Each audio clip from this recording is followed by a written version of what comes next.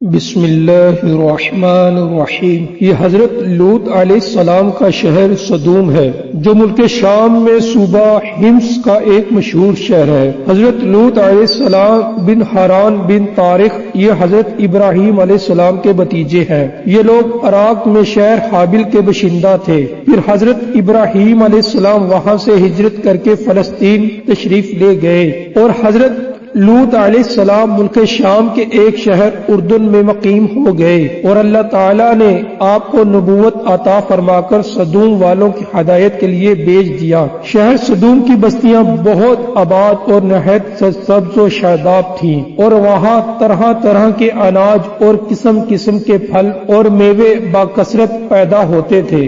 شہر کی خوشحالی کی وجہ سے اکثر جا بجا کے لوگ مہمان بن کر ان آبادیوں میں آیا کرتے تھے اور شہر کے لوگوں کو ان مہمانوں کی مہمان نوازی کا بار اٹھانا پڑتا تھا۔ اس لیے اس شہر کے لوگ مہمانوں کی آمد سے بہت ہی کبیدہ خاطر اور تنگ ہو چکے تھے، مگر مہمانوں کو روکنے اور بھگانے کی کوئی صورت نظر نہیں آ رہی تھی۔ اس ماحول میں ابلیس لعین ایک بوڑھے کی صورت میں نمودار ہوا اور ان لوگوں سے کہنے لگا کہ اگر تم لوگ مہمانوں کی آمد سے نجات چاہتے ہو تو اس کی یہ تدبیر ہے کہ جب بھی کوئی مہمان تمہاری بستی میں آئے تو تم لوگ زبردستی اس کے ساتھ بدفعلی کرو۔ چنانچہ سب سے پہلے ابلیس خود ایک خوبصورت لڑکے کی شکل میں مہمان بن کر اس بستی میں داخل ہوا اور ان لوگوں سے خوب بدفعلی کرائی۔ اس طرح یہ فعل بد ان لوگوں نے شیطان سے سیکھا۔ پھر رفتہ رفتہ اس برے کام کے یہ لوگ اس قدر عادی بن گئے کہ عورتوں کو چھوڑ کر مردوں سے اپنی شہوت پوری کرنے لگے۔ چنانچہ حضرت لوط علیہ السلام نے ان لوگوں کو اس فعل بد سے منع کرتے ہوئے اس طرح واعظ فرمایا کہ قرآن پاک میں ارشاد ہے، ترجمہ، اپنی قوم سے کہا کیا وہ بے حیائی کرتے ہو جو تم سے پہلے جہان میں کسی نے نہ کی؟ تم تو مردوں کے پاس شہوت سے جاتے ہو عورتیں چھوڑ کر، بلکہ تم لوگ حد سے گزر گئے۔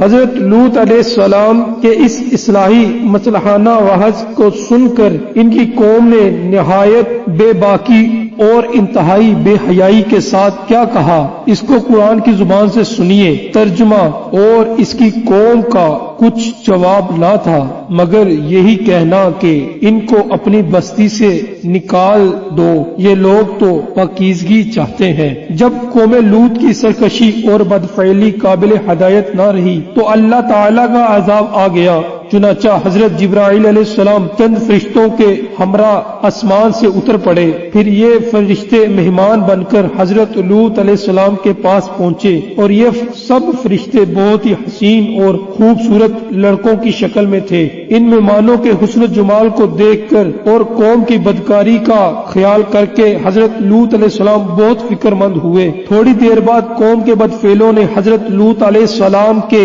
گھر کا محاصرہ کر لیا اور ان مہمانوں کے ساتھ بدفعلی کا ارادہ سے دیوار پر چڑھنے لگے۔ حضرت لوط علیہ السلام نے نہایت دل سوزی کے ساتھ ان لوگوں کو سمجھانا اور اس برے کام سے منع کرنا شروع کر دیا، مگر یہ بدفعل اور سرکشی قوم اپنے بےہودہ جواب اور برے اقدام سے باز نہ آئی تو آپ اپنی تنہائی اور مہمانوں کے سامنے رسوائی سے تنگ دل ہو کر غمگین و رنجیدہ ہو گئے۔ یہ منظر دیکھ کر حضرت جبرائیل علیہ السلام نے فرمایا کہ اے اللہ عز و جل کے نبی، آپ بالکل کوئی فکر نہ کریں، ہم لوگ اللہ تعالیٰ کے بھیجے ہوئے فرشتے ہیں جو ان بدکاروں پر عذاب لے کر اترے ہیں، لہٰذا آپ مومنین اور اپنے اہل و عیال کو ساتھ لے کر صبح ہونے سے قبل ہی اس بستی سے دور نکل جائیں اور خبردار کوئی شخص پیچھے مڑ کر اس بستی کی طرف نہ دیکھے ورنہ وہ بھی اس عذاب میں گرفتار ہو جائے گا۔ چنانچہ حضرت لوط علیہ السلام اپنے گھر والوں اور مومنین کو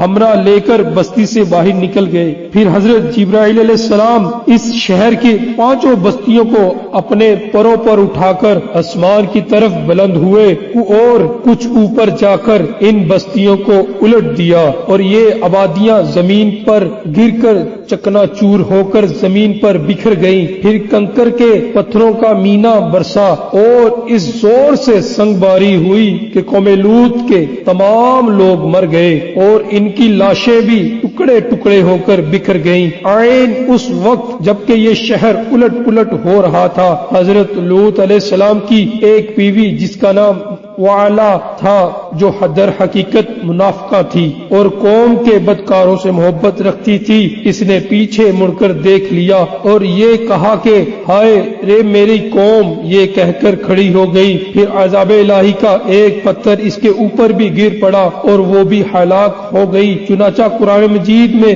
حق تعالیٰ کا ارشاد ہے، ترجمہ، تو ہم نے اسے اور اس کے گھر والوں کو نجات دی مگر اس کی عورت وہ رہ جانے والوں میں ہوئی، اور ہم نے ان پر ایک مینا برسایا تو دیکھو کیسا انجام ہوا مجرموں کا۔ جو پتھر اس قوم پر برسائے گئے وہ کنکروں کے ٹکڑے تھے اور ہر پتھر پر اس شخص کا نام لکھا ہوا تھا جو اس پتھر سے ہلاک ہوا۔ اس واقعے سے معلوم ہوا کہ لواطت کس قدر شدید اور ہولناک گناہ کبیرہ ہے۔ اس جرم میں قوم لوط کی بستیاں الٹ پلٹ گئیں اور پھر مجرمین پتھراؤں کے عذاب سے مر کر دنیا سے نست و نبود ہو گئے۔ منقول ہے کہ حضرت سلمان علیہ السلام نے ایک مرتبہ ابلیس لعین سے پوچھا کہ اللہ تعالیٰ کو سب سے بڑھ کر کون سا گناہ ناپسند ہے؟ تو ابلیس نے کہا کہ سب سے زیادہ اللہ تعالیٰ کو یہ گناہ ناپسند ہے کہ مرد سے بدفعلی کرے اور عورت سے اپنی خواہش پوری کرے۔